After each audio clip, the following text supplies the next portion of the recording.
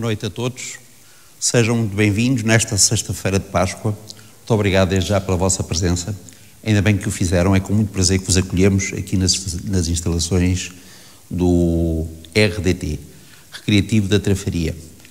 Ora bem, independentemente da quantidade de pessoas, mesmo assim apreciável, que temos atendendo a que de facto o dia não é famoso, é de louvar a vossa persistência, uma vez que estamos todos reunidos aqui em volta de uma causa muito meritória e que infelizmente tem sido esquecida por muita gente. Desde autarcas até organizações que deveriam pautar a sua atuação por uma ação muito mais eficaz, mais do que apresentar PowerPoints ou discursos engalanados, na realidade, no dia-a-dia, todos nós, com o nosso esforço, podemos fazer a diferença. O que me fez, ou o que nos fez, melhor dizendo, pedir a vossa comparência foi para dar oportunidade a um conjunto de heróis que no dia-a-dia, com o seu esforço, tudo fazem para tentar minimizar os efeitos de uma batalha que infelizmente até agora tem sido perdida, que tem a ver com o desperdício humano que a todos afeta.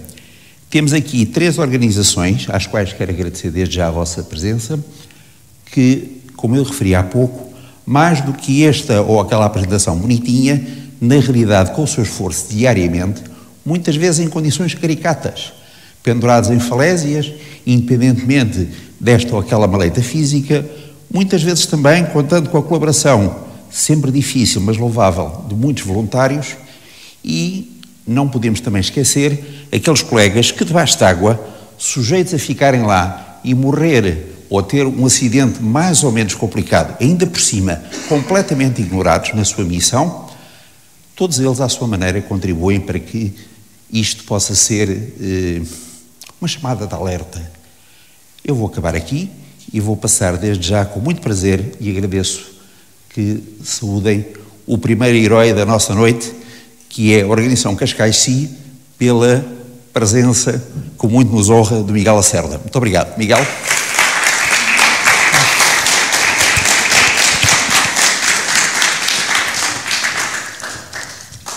Já estou a ser condecorado.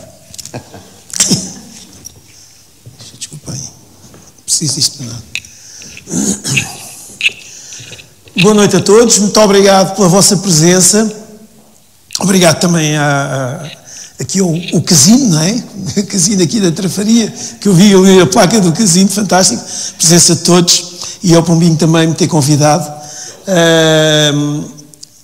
A nossa luta não é minha, é de todos nós que aqui estamos, muitos que estamos aqui presentes.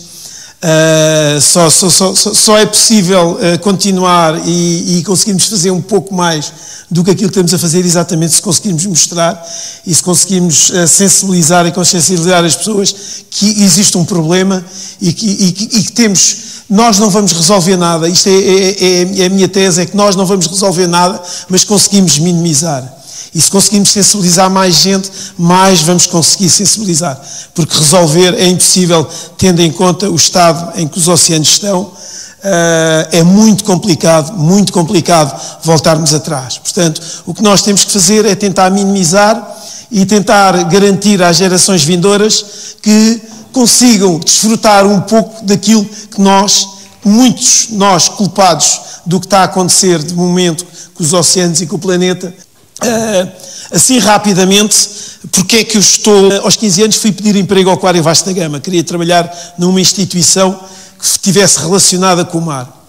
E assim foi, cheguei ao Aquário, o comandante Lopes Mendonça, nunca mais me esqueço, disse: você tem 15 anos, isto é do Ministério da Marinha, não pode trabalhar aqui, mas se quiser vir cá todos os dias, o Aquário está aberto para si, visto... mostra tanto interesse nas coisas dos oceanos e nas coisas do mar, pode vir todos os dias que quiser, não paga nada. E então eu comecei a ir todos os dias ao Aquário Vasco da Gama. E era o primeiro a chegar e era o último a sair.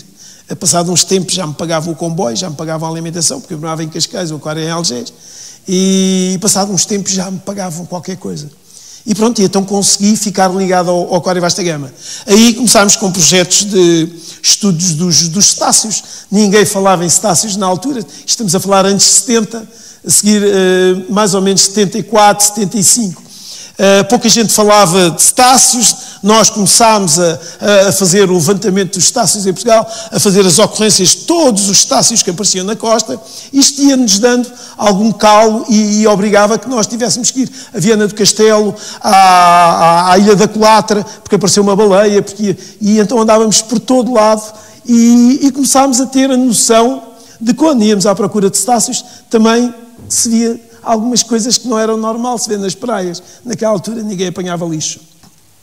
Pronto, dediquei-me bastante ao mergulho, também praticava vela, que me permitiu navegar em todos os oceanos. Posso dizer que já naveguei em todos os oceanos, de voltas ao mundo, 21 travessias do Atlântico, portanto podem ter noção. Já fiz muita regata por todos os oceanos, portanto conheço um bocado a realidade em várias partes do mundo. Nós aqui em Portugal beneficiamos muito. Temos uma conjuntura meteorológica fantástica, porque nós temos o anticiclone dos Açores, e o que é que o anticiclone nos faz? Permite-nos ter aqui uma conjuntura e ter uns ventos predominantes, normalmente o quadrante norte, ou seja, eu se chegar em Cascais e deitar uma garrafa de plástico para dentro da água, essa garrafa raramente vai aparecer na nossa costa, vai para sul, é arrastada para sul, aparece na Madeira, aparece nas Canárias, aparece em Cabo Verde, aparece na costa nordeste africana, ou atravessa o Atlântico para as Caraíbas e continua para aí afora. Porquê? Porque nós temos ventos de norte e a maior parte do nosso lixo é arrastado para sul e vai com as correntes para sul. É claro que os municípios limpam, mas é muito aquilo que está nas praias com concessionário, aquelas praias onde vão os turistas, onde vão os banheiros, onde as pessoas têm esplanadas, mas depois os outros locais na costa, cabe para as pessoas que têm alguma paixão pelo mar e que gostam de facto do mar, da natureza, do meio ambiente, fazer isso. Portanto, foi assim que isto foi escalando. Eu estava aqui a contar histórias da noite toda, vale a pena. Eu vou passar um pequeno vídeo, vou pedir para passar um pequeno vídeo em que fala um bocadinho disto tudo, fala um bocadinho daquilo que eu sinto e daquilo que nós sentimos, e depois estou aberto, não sei se a perguntas ou se quiserem mais algum esclarecimento, mas há mais gente para falar, eu penso, não sei. Mas eu passava o vídeo e depois podemos dizer mais qualquer coisa.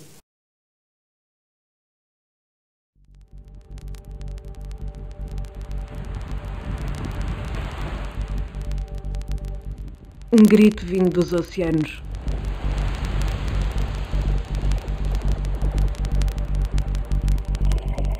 Amar os oceanos é muito mais do que usufruir ou desfrutá-los. Passa por os preservar, respeitar e tudo fazer para que lhe possamos garantir uma maior e melhor salubridade e sustentabilidade. Os oceanos são os pulmões do planeta Terra.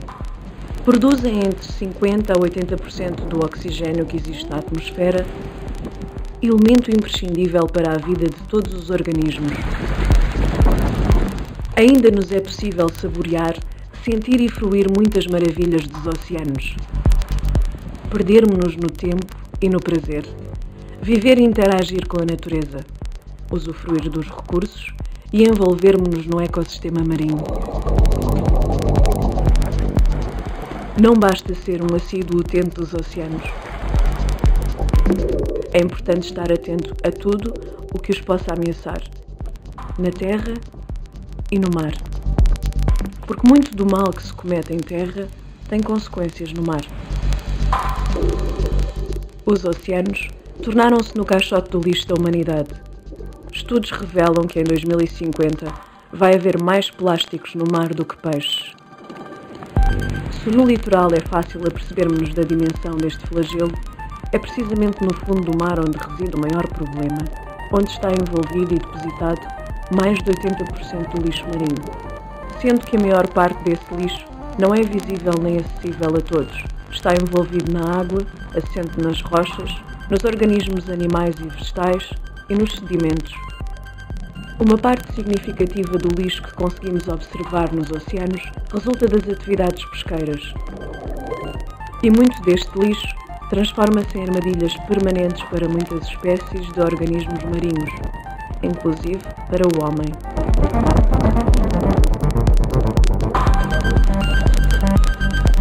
É premente fazerem-se reformas na indústria pesqueira, principalmente no tipo de materiais que se utiliza no mar. A esferovite EPS é um dos plásticos que mais contamina e compromete os oceanos. O plástico que mais rapidamente se degrada e transforma em microplásticos. Esta espuma deveria ser abolida imediatamente da atividade pesqueira. Os serviços de inspeção e fiscalização deveriam atentar à qualidade e estado da conservação das artes de pesca. Deveria ser obrigatório uma boa sinalização e identificação das mesmas. Garantidamente diminuiria a quantidade de aparelhos de pesca fantasma e clandestinos que existem espalhados e perdidos por toda a costa. São algumas destas preocupações, alertas e denúncias que apresentamos frequentemente às entidades competentes, mas estas continuam a não considerar este assunto urgente. Habituamo-nos a ter alternativas políticas quando as catástrofes acontecem, mas nesta situação, a enorme falta de visão, vontade e coragem política colocam a sobrevivência da espécie humana em causa. É importante perceber que o problema do lixo marinho não reside apenas nos plásticos. Existem poluentes que são tão ou mais comprometedores, nomeadamente os PCBs, pesticidas, dioxinas e furanos, hidrocarbonetos, TBTs, radioatividade, metais pesados, acidificação, eutrofização, coliformes e muitos outros. Mas continuamos apáticos, adormecidos e todos muito cúmplices desta situação. O comodismo, o conforto e algum egoísmo da nossa parte faz-nos esquecer ou ignorar o que se passa à nossa volta. Esta negligência e egocentrismo leva a que cada segundo que passa morram milhões de organismos. Estamos a pôr em causa a nossa própria subsistência. E submetemos-nos a um efeito bumerangue. O lixo marinho é um problema global. Está espalhado por toda a parte. Aumenta descontroladamente de dia para dia. Perdemos a noção da dimensão do problema e continuamos a agir de forma irresponsável e criminosa. Quando os sinais de alerta são mais que evidentes, as consequências e as catástrofes multiplicam-se, não agimos no presente e não asseguramos o futuro dos nossos filhos.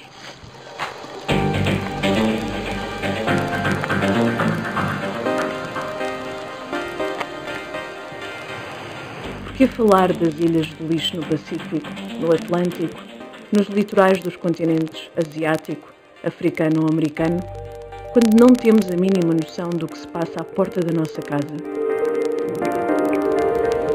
Ao contrário de outros locais no planeta, onde os ventos e correntes fazem convergir muito lixo marinho em ilhas e zonas costeiras, o litoral continental português é muito beneficiado pela estabilização do anticiclone dos Açores, que gera ventos e correntes predominantes do quadrante norte em grande parte dos dias do ano. Consequentemente, o efeito do vento norte arrasta muito do nosso lixo para outros destinos, nomeadamente para sul. Das monitorizações e estudos efetuados entre 2014 e 2019 no litoral oeste de Sintra-Cascais, os números são assustadores e preocupantes. Em apenas 3 km do litoral, conseguimos remover mais de 30 mil litros de lixo por ano, cerca de 5 toneladas. Este lixo é apenas de plástico e derivados. Estes factos espalham bem a gravidade da situação e a grande dificuldade para a inverter. O aquecimento global, as catástrofes naturais, as guerras, as experiências nucleares, os resíduos industriais e humanos, a incursão e alteração da orla costeira, os excessos cometidos na utilização dos recursos marinhos, o intenso e poluente tráfego marítimo, são fatores destruidores da sustentabilidade dos oceanos. Por que tanta apatia e hipocrisia para com esta calamidade? Não temos outro planeta para viver. E este já não suporta tanta negligência. Temos o dever de agir. Agir para melhorar, minimizar ou evitar quaisquer impactos nocivos e permanentes. Ajuda a mudar mentalidades e maus comportamentos. Vamos juntos garantir e prolongar a vida na Terra e no mar. Todos podemos ter um papel preponderante. Em casa, na escola, no trabalho, no lazer, no desporto. Em todas as nossas ações. Em cada ação há uma escolha e uma possibilidade de melhorar comportamentos. Atos isolados e simbólicos, multiplicados por todos, são determinantes e fazem a diferença. Ignorar é deixar acontecer. Todos somos responsáveis.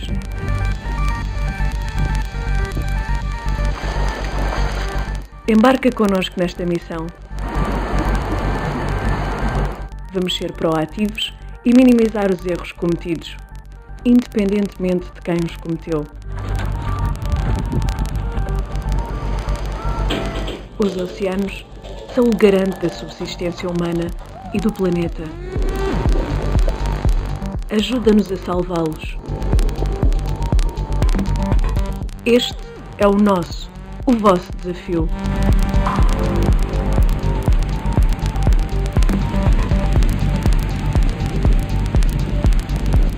Contamos contigo.